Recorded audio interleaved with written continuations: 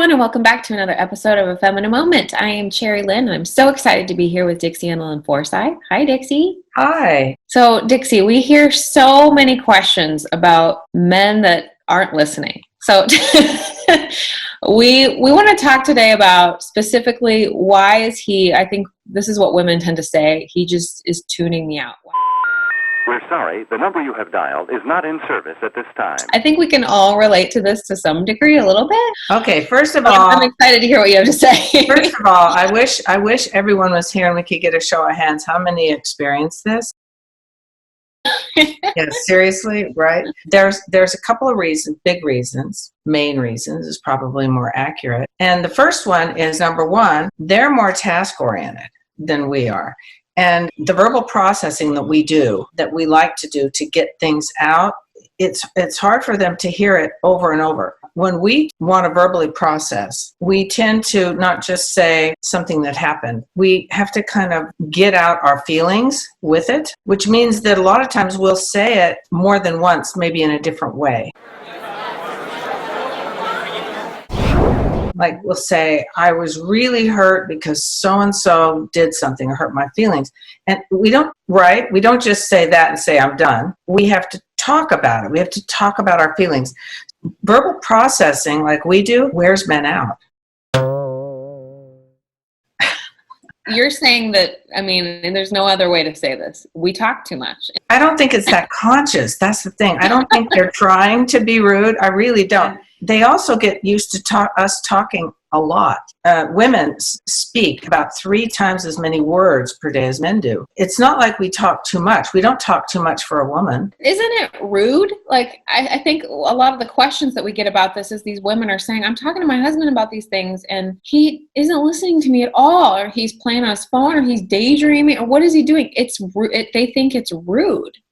Well, it kind of is. It kind of is, but then try to teach sensitivity. So in Fascinating Womanhood, we learn to understand men and we learn what we can do. So that what you were just talking about is points to the second point, which sometimes he's in his cave or he's thinking about something else. If he's already on something else and his mind is focused on something else, it could be work, but it could be something that we think is ridiculous, is just playing a game or doing something mindless. And we're not talking about every man who ever lived. We're talking about tendencies. They get used to us talking a lot. So what they tend to do is once we've said our thing, even if we say to them, do you have a minute to talk to me? They say yes. So we start processing. We start getting it out. And all of a sudden, he's kind of looking off or picking up his phone or doing something, and it feels incredibly rude. He's thinking, I got it. Okay, this really hurt your feelings. Too bad. Moving on. Right. Okay, so it's not funny when you're in it, but it's funny. No, and the reason we laugh is because we've been there, right? So, so what they do is they tune us out to keep things simple, for them to simplify and keep it from being too overwhelming to them, right? So sometimes he's in his cave. Now let's say, what is that? What is his cave? For those of you who haven't read Fascinating Woman for the Timeless Woman, the new book, we talk about this more. When men kind of go into sort of a virtual cave, it's how they process things. It's perfectly normal for them, and they get frustrated when we don't understand that. He's in there. He can be kind of a bear, just like, that's why we call it a cave, if you interrupt him while he's hibernating in there. And I don't mean sleeping. What are the solutions? And I'll name a third, not so much of, it's a separate issue. If he has tuned you out, and that's not hard to tell, right? If he's done it, you'll know. Okay, so if he's done it, one of the solutions is, because men are so task-oriented, is make it more of a task for him. You can say something like, I have something I need to talk to you about. Could you listen for a minute? That seems more like a task. Oh, what do I need to do? I need to do this. Now, there's still the danger of him tuning out after you've said it. Yeah. Right. But he'll tend to focus longer if you make it more of a task. Sometimes, like we said before, and sometimes if you don't want him to solve your problem, you just want to vent. Say, I need you to listen to me because I feel hurt. I feel angry. I feel frustrated, whatever. and then say, I'm really upset. For us, it's a little bit more spontaneous than it is for a lot of men. So it seems foreign to us because it is foreign to us. We are not like that. There's another thing you can do. Okay, if he's in his cave, do you have a minute to talk? Can you talk? I'm sorry to bother you. Oh, here's one. Let's say if you say, honey, and he goes, uh-huh. He's in there. He's not really listening. You need to make sure that he is listening, because otherwise you might say, something terrible happened to me here today, or I'm really stressed out about something, and he hasn't heard a word, which can be very frustrating. And then make it a task, or ask him specifically, do you have time to listen to me? And the third thing is, which isn't something that he does, but more like, I'm going to ask every one of you a question, which you can't answer, except you could, Sherry. What does he do when you're crying? If he comes in and you're crying, what does he do? Men are not exactly the same. Let's say you've been through a really hard day, and you're lying in bed, and you're kind of crying. What does he do? A lot of women say he maybe get frustrated, or how about this? He may ignore it. Has anyone ever had that? It's happened to me, and I'm married to an incredible guy. The reason is that a lot of men will kind of just maybe look at you, see you crying, walk out of the room, or roll over and go to sleep and say you're in bed. Because if they are upset, they're giving you what they would like, which is space. How many of you want to be left alone when you're crying? Maybe once in a while, but probably not always. Would you agree with that? Yeah, no, this is all completely continued. Relatable? Relatable? Okay.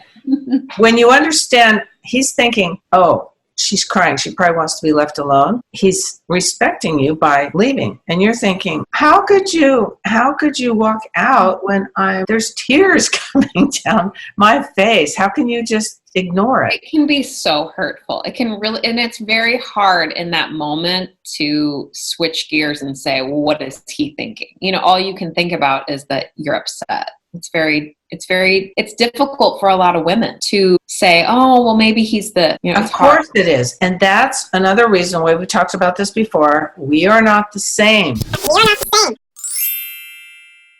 same. Ladies, we are not the same. We don't react the same. Our brains are not exactly the same, and we are not built the same. And this is not social construct. This is something that is wired in us. Okay. So what do you do about it if he does that? Okay. You can teach him, just like anything that human beings learn. You cannot just probably, with most people, even very, very bright men, you're not going to be able to say it once and it never happens again. He's going to tend to react the way he's always reacted without patient, repeated teaching. If you're crying, it's probably not the best time to teach him. But when things are normal, say you've cried the night before, the next day, you can say, what would really help me when I'm crying? What would really help me? I want him, no matter what it is, I want him to hold me or say, are you okay? What's wrong? Is there anything I can do to help? And then, of course, he's going to have to listen. It's perfectly logical to us. It's like, you obviously do this. Is not always, and it doesn't mean they're dumb or that they don't care. So you've covered really the more serious angle of this, that side of the coin that's more crying, upset. What about the just everyday chit-chatty, I'm not upset, I'm just talking about things that we need to do? What about that? Oh, that's perfect, because then you can make it a task really easy. Okay, so it's more about tasks. Because I know, sometimes it becomes almost like a joke in a good way for me, that I get tuned out so much that I might start to kind of sneak some words in our conversation. Like I might say, and the treasure is buried in the blah, blah, blah. Like I'll just start to say things because I know he's not listening to me. And then he suddenly goes, huh? And I just say, oh, yeah. Or what about that assassination today, huh? I'll just start saying something kind of wild because I don't know if he's listening, and I kind of know he's not. And it won't be like I'm crying. It'll be more like, this happened today, and then we need to make sure that I'm just kind of rattling off a list of things. And I think I'm giving him a task, but maybe I'm not giving him a specific task like you're saying. Well, it can be. But the thing is, ladies, if you understand this today, let's say you're watching this today and you understand this, it's going to be easier for you to be playful or understanding or patient if you don't think, that is incredibly rude. If he tunes you out, I suggest you might say, am I talking too much?